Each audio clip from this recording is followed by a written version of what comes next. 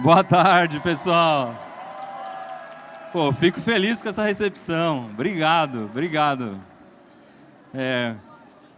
Obrigado por vocês estarem aqui. Eu queria agradecer a Petrobras, que me fez o convite de palestrar aqui hoje. É muito bacana falar sobre esse mundo maker. Falar depois do Flávio, que tem um canal que eu admiro muito também. Eu também sou fã de Arduino. E hoje eu queria falar um pouquinho sobre o que a gente leva dessa história maker, o que sobra para a gente, no fim das contas, que é um pouco diferente do que o senso comum aponta. Então, eu vou contar uma história muito legal, que começou 4 anos atrás, quando eu fiz a promessa mais maluca da minha vida, que eu prometi que ia construir um submarino. Para quem não acompanha o Manual do Mundo, não era um brinquedo, não era um submarino de Lego, um submarino com Arduino, era um submarino para valer, para eu entrar dentro. Entrar dentro é pleonasmo, mas enfim, entrar nele e descer no fundo do mar. A gente tem uma tradição no Manual do Mundo que todo final de ano a gente faz um barco. Então a gente já fez barco de silver tape, de garrafa PET, deixa eu mostrar um barquinho aqui. Para onde eu aponto o passador? Foi? Foi. Esse foi o primeiro barco que deu certo, foi um barco de papelão. Depois a gente fez barco de garrafa PET, de silver tape, enfim, passou um slide a mais, que esse aí era depois. Não, esse não. Não. Enfim, volta para mim, por favor, aquela que eu estou no barco de papelão, que agora bagunçou tudo. Não, antes. Esse aí não é o barco. E aí, depois que a gente já tinha construído meia dúzia de barcos, a gente falou, poxa, tá na hora de dar um upgrade, né? Barco já deu, a gente já tem praticamente um estaleiro no Manual do Mundo. Então, em janeiro de 2018, a gente fez um barco em cima de 2 canos de PVC com a bicicleta, e eu prometi que se aquele vídeo tivesse 500 mil joinhas, a gente, no próximo ano, não faria um barco, faria um submarino.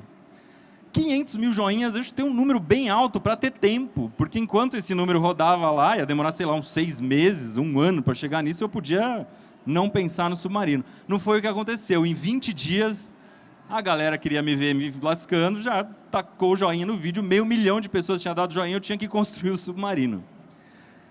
E aí lascou, né? Virou verdade. Agora tem que construir um submarino para valer. A gente começou a pesquisar como é que se constrói um submarino do zero. Nunca tinha nem entrado no submarino.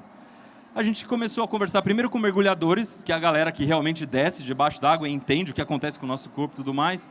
Conversar com quem tem barco, né? Com estaleiros que constroem barcos. E a gente conseguiu, inclusive, dar uma volta num submarino da Marinha Brasileira. Então tem esse vídeo do Manual do Mundo, é um dos vídeos que eu mais gostei de fazer, porque a gente realmente andou debaixo do mar e aprendeu muita coisa. E a coisa mais importante que eu aprendi, fazendo essa pesquisa, é que o submarino era muito mais perigoso do que eu imaginava. O submarino pode implodir. Então, quando você desce debaixo d'água, aquela água começa a fazer peso em cima de você. Quando você desce 10 metros, a pressão chega a ser de 1 quilo por centímetro quadrado. É muita coisa. Então, você ganha 1 atmosfera cada vez que você desce 10 metros. A coisa vai ficando absurda. Se amassa como se fosse uma latinha de refrigerante vazia o submarino, se você não tomar cuidado.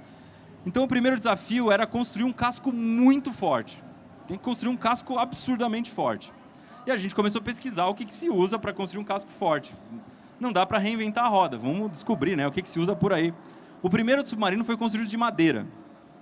Então, era o tipo de um tonel, aqueles tonel de vinho grandão, que o pessoal já usava para sabotagem, para atacar os barcos inimigos. Você ia lá e furava o casco do inimigo com uma broca. Mas madeira é um material muito pesado, muito desajeitado. O submarino da Marinha é feito de aço, mas um submarino da Marinha custa algumas centenas de milhões de reais. Mesmo se eu reduzisse muito, estava um pouco fora do orçamento do Manual do Mundo. E tinha uma terceira opção, que é do que são feitos praticamente todos os barcos que a gente vê, que é fibra de vidro. Fibra de vidro são um tipo de um tecido de vidro que você coloca resina por cima e forma uma coisa muito dura, que a gente chama de compósito. Quando você mistura 2 materiais diferentes e gera um terceiro que é mais forte do que os 2 juntos, chama de compósito. E além de todos os barcos brancos que a gente vê, desses de veleiro, lanchas e tal, serem de fibra, eu descobri que tem um tipo de embarcação que chama narcosub. Vocês já ouviram falar? É um submarininho que os traficantes levam droga por baixo do mar. Então tinha muita gente fazendo isso da Colômbia para os Estados Unidos. E isso era feito no fundo de quintal. com fibra de vidro. Eles pegavam um barco comum, tacavam a fibra de vidro por cima, um barco que já era de fibra, colocava por cima, encapsulava e andava lá centenas ou milhares de quilômetros naquele barquinho. Eu falei, se eles fazem, a gente consegue fazer também. Decidido, vamos fazer esse casco submarino de fibra de vidro, que é um material fácil de trabalhar, a gente consegue aprender, né? Tem uma curva de aprendizado ali relativamente curta, é barato, você consegue fazer de vários formatos diferentes e a gente consegue no Manual do Mundo dar conta disso. Então, problema número 1 resolvido. Tem outro problema que parece meio bobo, mas é que o submarino tem muita dificuldade de afundar. Parece uma coisa simples, mas não é. Para você afundar, você precisa ter uma densidade total maior que a da água. Então, quer dizer, uma garrafa de 1 litro vazia, ela não afunda nem que a vaca-tussa, ela precisa ter 1 quilo para ela poder afundar. Pensa numa garrafa PET vazia. Quando você pensa na garrafa, é fácil de imaginar. Agora, imagina um carro Smart. Sabe aquele carro pequenininho, o Smart? O Smart tem 4 metros cúbicos. Para ele afundar, precisa de 4 toneladas. O Smart pesa 750 quilos. Isso quer dizer que você precisaria colocar dentro dele peso extra, 3 toneladas, 250 quilos a mais para aquele carro afundar. Muita gente pode perguntar, mas era mais fácil encher d'água, então, né? Mas se você encher d'água, você não entra nele, então não tem essa opção de encher d'água. Você precisa colocar chumbo. E aí a gente descobriu que não dava para fazer um submarino muito grande. Quanto menor fosse o submarino, menos chumbo precisava colocar, ficava mais fácil de ele afundar. Então, não dava para fazer o tamanho do Smart, porque onde eu ia achar 3 toneladas, 250 quilos de chumbo? O quilo do chumbo, vocês terem uma ideia, custa uns 20 ou 30 reais. 3.250 quilos fica meio complicado. A gente falou, vamos fazer o menor possível, vamos fazer muito, muito, muito pequeno. Porque daí você entra ali, conseguir fazer um negócio de uns 300, 400 litros, com um pouquinho de chumbo já dá conta. O único detalhe é que era eu mesmo que ia entrar nessa arapuca. Então, rola uma claustrofobia ali se você fazer uma coisa tão pequena. A gente pensou, então, vamos modelar no computador, colocar um boneco virtual do meu tamanho, a gente modela em volta dele e bola o submarino o mais apertado possível. Eu falei, mas nem que a vaca tussa. Porque eu não... Aqui, um boneco no computador não tem a noção de não tem claustrofobia. Você pode apertar o quanto você quiser, você faz um caixão em volta dele, tá tudo certo. Eu falei, vamos fazer uma coisa mais vida real? E aí sim, o que a gente fez foi isso aqui. Deixa eu ver se agora vai. Agora sim. A gente fez um sistema absurdamente analógico. Botou uma placa de madeira no fundo, uma placa de madeira no chão. Eu sentei da maneira mais confortável possível e a gente desenhou a minha projeção atrás e embaixo. E aí, quando você cruza duas projeções que estão uma a 90 graus da outra, você gera um objeto em 3D. E aí, a gente começou a construir, de fato, esse objeto 3D usando papelão e cola quente em volta de mim. E aí eu consegui até a noção de, poxa, consigo mexer meu braço, consigo ir para frente, para trás, consigo... eu entrava por cima, tal. Chegamos num formato mais ou menos desse jeito, a gente ia cortando o papelão, colando, e descobrimos que um formato legal de submarino era esse aqui. Aí sim, a gente foi para o computador e fez um projeto decente de submarino, que tem exatamente o mesmo formato que vocês estavam vendo antes, mas agora já pensando que por dentro ele ia ser de madeira, em volta uma casca de fibra de vidro. A gente precisa de 2 reservatórios de água, um atrás e um na frente, que servem para o submarino poder afundar e subir. Quando você está em cima da água, aquilo está cheio de ar. Na hora que, se você quiser descer, você deixa a água entrar, o submarino ganha densidade e ele desce. E aí, no momento em que você quer subir, você joga ar comprimido nesses 2 reservatórios, expulsa a água, o submarino sobe, ele ganha 2 boias. E embaixo vai bastante chumbo, pelos nossos cálculos ia mais ou menos 450 kg de chumbo, mais os cilindros de ar, e uma coisa que não está desenhada aqui são os motores do submarino, que a gente pensou em colocar 2 scooters aquáticos. São aqueles... Parece um torpedinho que o mergulhador usa e fica perseguindo o peixe, vocês já viram? Você agarra em cima dele. Aquilo lá já é totalmente preparado para andar debaixo d'água. Então era uma coisa bem bacana. O único detalhe, quando a gente terminou esse projeto, a gente já estava em dezembro de 2018. Eu tinha prometido que o submarino ia entrar na água em janeiro de 2019. Então já tinha passado 1 ano e o submarino não tinha nem saído do papel. A gente falou, pô, vamos contratar alguém que ajude a montar esse submarino. Não dá para fazer isso aqui, eu sozinho, gravando o vídeo do Manual do Mundo ao mesmo tempo, não tem condição. E aí eu fiz uma prova. Eu coloquei no Twitter uma prova com 40 questões, difíceis pra caramba, um monte de questão de física que envolvia submarino. Praticamente ninguém conseguiu responder. Um monte de engenheiro, uma série de técnicos erravam várias questões. Teve uma pessoa que gabaritou. Ele era um físico formado na USP, que era especializado em armas medievais. Pois é. É o Pena, está com a gente até hoje. Ele construía armas medievais, era especializado em construir catapulta, armadura. Falei, mas meu, ele manjava tudo de física. Eu falei, não, você vai ajudar a construir o submarino. E aí o submarino começou de fato a sair do papel. A gente fez essa camada de madeira de 2 centímetros, mais 1 centímetro de fibra bem forte em cima, e a coisa começou a ficar bacana. Chegou uma hora que o casco do submarino estava pronto, e começou a me dar uma pulga atrás da orelha se eu ia conseguir trocar o ar lá dentro. Porque beleza, o submarino está aqui, eu tenho 2 cilindros de ar, eu posso jogar ar para dentro da cabine. Só que ele mistura com o ar que eu estou respirando, e você começa a acumular gás carbônico. E gás carbônico é tóxico. Quando a gente respira só um pouquinho, está tudo bem, não faz mal. Agora, quando você começa a respirar cada vez mais gás carbônico, você começa a ficar tonto. E aí chega uma hora que a gente desmaia. Né? Antes de você morrer, você vai desmaiar. Só que você desmaia num lugar que está acabando o ar, é por isso que as pessoas morrem asfixiadas com gás carbônico. Elas desmaiam e não têm condição de sair daquele lugar. Eu falei, putz, vamos fazer um teste. Eu vou me trancar dentro do submarino e ficar lá dentro até eu começar a me sentir meio zonzinho. Foi isso que a gente fez, um teste de claustrofobia. Que é isso aqui, tem um vídeo do Manual do Mundo. Porque eu já testava 2 coisas. Primeiro, quanto tempo dá para ficar aqui dentro sem trocar o ar? Claro que eu não ia a ponto de desmaiar, o Pena estava lá na janela, lá de fora, toda hora, fazendo assim, vendo se eu não estava passando mal. O submarino é absolutamente vedado acusticamente, você não consegue ouvir o que a pessoa está falando lá de fora, é muito legal isso. Provava que a gente estava conseguindo fazer um negócio muito bem vedado. E eu consegui ficar aqui, ó, 31 minutos fechado lá dentro sem trocar o ar. Isso foi muito legal, porque é muito mais tempo do que a gente imaginava. Isso quer dizer que nem precisaria trocar o ar do submarino em nenhum momento, porque nenhuma hora eu planejei ficar mais que meia hora debaixo d'água. É lógico que no final começou a dar uma zonzeirinha, eu falei, não, daqui já deu, meia hora. Pela primeira vez a ciência, né, a física deu uma notícia boa pra gente, poxa, é mais fácil de respirar do que eu imaginava.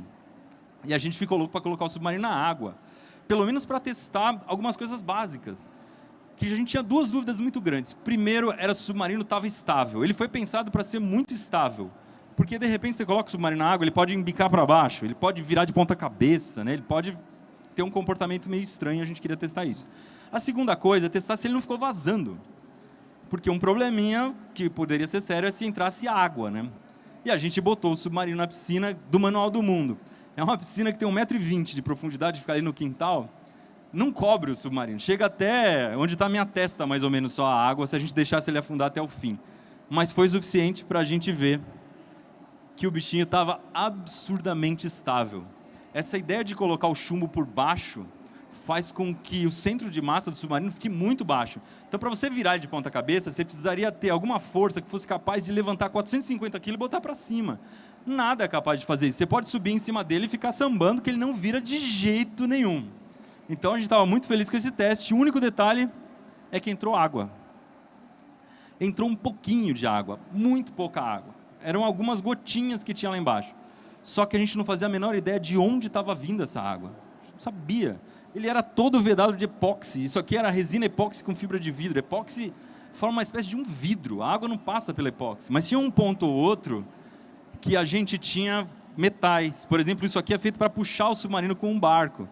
Então, nessas divisas com metal, talvez estivesse entrando um pouco de água. E pior, se a água entra, ela entra no compensado, nessa madeira, começa a estufar a madeira. E aí o casco do submarino começa a perder a resistência. E como é que se acha furo? Vazamento de água. Como é que um borracheiro acha o furo, né, na borracharia? Ele coloca ar comprimido e bota a água em cima, ou um pouquinho de sabão, você consegue ver onde está formando bolha. Foi o que a gente falou, vamos fazer isso, a gente bota ar comprimido submarino e vê onde está saindo bolha, enche de espuma em volta, a gente fez isso e o submarino explodiu. Arrebentou. Rasgou a fibra, formou um buraco de uns 50 centímetros. Agora, esse estrago aqui no submarino era o de menos. O problema era que a fibra de vidro era muito menos resistente do que a gente imaginava. Quer dizer, toda aquela história do narcosub, dos barcos e não sei o quê, não era bem daquele jeito. Ou talvez a gente não estava sabendo lidar direito com a fibra. E aí a gente ficou numa sinuca de bico. Como é que se resolve esse negócio aqui?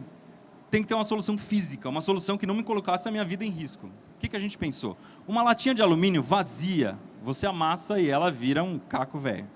Se a latinha estiver cheia, não. Lógico que a gente não pode encher de água, porque, enfim, tem que ter uma pessoa lá dentro.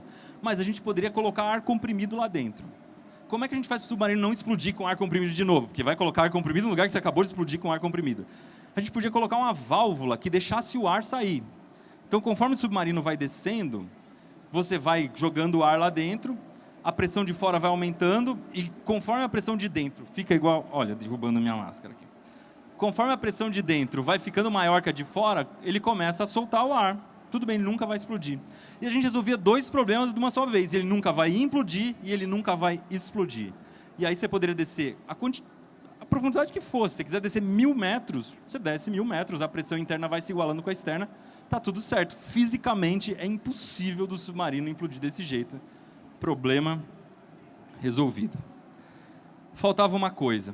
O submarino tinha uma escotilha em cima. Essa escotilha pode ser aberta tanto por dentro quanto por fora. Se alguém precisar me resgatar, a pessoa consegue abrir a escotilha.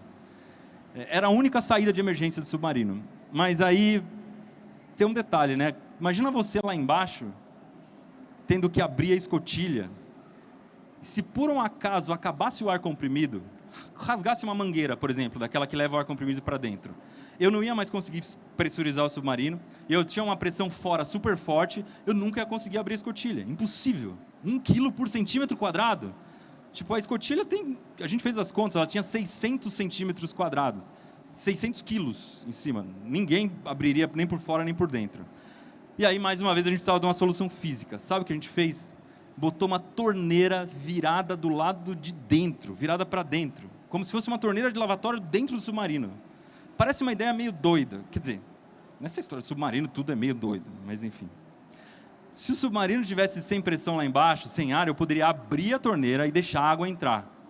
No momento em que eu deixo a água entrar e ela vai subindo, a pressão vai igualando, ela vai comprimindo o ar que está lá dentro, até chega uma hora que a pressão iguala, a água para de entrar e eu consigo abrir a escotilha. Na teoria, na física, essa ideia é linda. Agora imagina se lá no fundo do mar o ar acabou, você está lá com a água por aqui, tem que abrir o negócio e sair. Não dava para se meter no mar sem testar isso. E aí a gente resolveu fazer um teste na piscina. A gente foi numa piscina de mergulho com 5 metros de profundidade e eu fiz exatamente o que eu falei. Descemos lá no fundo, eu levei um cilindrinho de mergulho que chama Spare Air. Parece um extintor de carro, só que tem ar comprimido dentro. Dá para 5 minutos. Se você respirar com calma, se respirar meio desesperado, dá para uns 2 minutos e meio. E aí, quando eu estava lá embaixo, a gente deixou a água subir até o meu nariz, abriu e eu saí. Nessa hora eu tinha medo que acontecessem 2 coisas. Primeiro, que meu pé enroscasse, porque tem um monte de válvula. Tudo isso que eu falei para vocês é tudo controlado por um monte de torneiras e mangueiras lá embaixo. É fácil de enroscar o pé. E segundo, que eu tinha medo de cair uma cachoeira em cima da minha cara na hora que eu abrisse a escotilha. Não aconteceu nenhuma das 2 coisas. Primeiro, porque eu já estava com a água até aqui, então eu estava meio que boiando lá dentro, como se fosse um astronauta. Então o pé saiu sem enroscar em nada. E como a pressão já estava equalizada, a água entrou calminha e eu saí tranquilaço do submarino. Estava praticamente pronto o bichinho. Nessa hora já dava para dizer que a gente tinha um submarino, porque ele já foi para baixo da água e já funcionou. Faltava pintar, porque ele estava dessa cor horrorosa. Vocês estão vendo aí essa cor de fibra de vidro. É uma coisa interessante, porque o mar é azul, porque ele filtra praticamente todas as cores do arco-íris que vem antes do azul. Então, se você pintar o submarino de vermelho, ele fica preto debaixo d'água. Se você pintar o submarino de azul, ele fica igual a tudo que já tem lá embaixo. Então, a gente tem que achar uma cor intermediária, mas que não fique muito quente. A gente pintou o submarino de amarelo. Não por acaso, assim, não foi muito bem coincidência, que ele ficou bem parecido com o submarino amarelo dos Beatles, mas, enfim, essa foi a cor que a gente escolheu, achei que ficou bem bonito. E, finalmente, em setembro de 2021, quase 4 anos depois da promessa, a gente foi para Paraty, porque é um lugar que tem uma visibilidade muito boa debaixo d'água. Teve que armar uma excursão de mais de 10 pessoas para Paraty, puxamos o submarino numa caminhonete e o bichinho foi para baixo d'água. Foram 3 mergulhos de 12 minutos, a 7 metros de profundidade, já é uma profundidade bem perigosa. Eu fiz curso de mergulho e tudo mais, mas a sensação de você estar lá embaixo, no seco, vendo os peixinhos passando lá na frente, dentro do submarino, que foi a gente que construiu, é muito louca. E hoje em dia, muita gente pergunta para mim, mas Iberê, você... Mas Iberê, você desceu no fundo do mar por meia hora. Esse submarino demorou 4 anos para ser construído. Será que isso vale a pena? E aí que entra o que eu queria falar hoje, que é a gente ser maker. Isso aqui, tudo que eu mostrei para vocês, tem muito a ver com o mundo maker, de você construir as suas próprias coisas com as próprias mãos, aprender coisa nova. Então, nesse mundo, né, de Arduino, de impressora 3D, de corte a laser, da gente montar as coisas em casa, de encaixar as pecinhas e tudo mais, o que importa não é o produto final. O produto final, às vezes, sai muito mais barato você comprar no supermercado do que fazer em casa. Isso aí não tem importância nenhuma se não der certo no final, ou se você só aproveitar por meia hora que você fez. O importante é o caminho. São as coisas que a gente aprende no meio do caminho, as pessoas que a gente conhece. E mais, eu acho que mais importante de tudo isso, são as coisas que você começa a aprender a gostar, e você não tinha nem noção de que aquilo era legal. Porque se você chega lá pelos 18 anos e você não gosta de nada, você está ferrado. Porque você não vai conseguir escolher uma profissão, você vai ficar batendo a cabeça para sempre, porque você não vai ser feliz com nada. Agora, se você chega aos 18 anos e você aprontou um monte de coisa, construiu um monte de maluquice, se meteu a mexer com Arduino, com impressora 3D, com construir coisas com marcenaria, etc., você chega nessa hora, você começou a gostar de matemática, você gosta de física, você gosta de se comunicar com as pessoas, você fez parte de uma cultura que valoriza muito o conhecimento. Isso vai fazer muita diferença, não só na hora de escolher a profissão, mas na hora da gente ser feliz também. Na hora que você for casar com alguém, aquela pessoa gostar de uma série de coisas que você não sabia que gostava, você está disposto a aprender e curtir aquilo. Mas acima de tudo isso ainda, construir esse tipo de coisa estabelece um limite diferente na cabeça da gente. Porque desde que a gente nasce, as outras pessoas que estão em volta da gente vão colocando limites. Elas vão falando, não passa daqui, não faz isso, você não consegue fazer aquilo, não se mete nisso, não faz aquilo. E esses limites, a gente só sabe se de fato eles existem quando a gente testa. A gente só conhece o nosso próprio limite quando a gente testa. Então, se alguém falar para a gente, você não pode correr uma maratona, você não pode fazer essa faculdade, você nunca vai conseguir aprender isso, você nunca vai conseguir falar essa língua, você nunca vai saber se é capaz de fazer isso mesmo enquanto você não testar.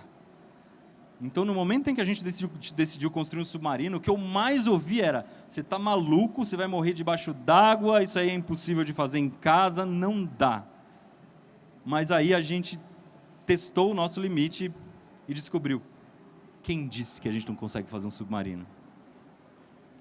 Então, eu acho que o mundo maker, ele proporciona isso para a gente. Cada objeto, cada coisinha que você faz, cada desafio que você vence, você vai alargando o seu limite e vai te dando vontade, vai te dando energia para ir cada vez mais longe. E isso é um treinamento para a vida real, para as coisas mais difíceis que a gente vai enfrentar um pouco mais para frente, ou que a gente vai enfrentar em níveis muito mais difíceis na vida, mas a gente vai estar com coragem.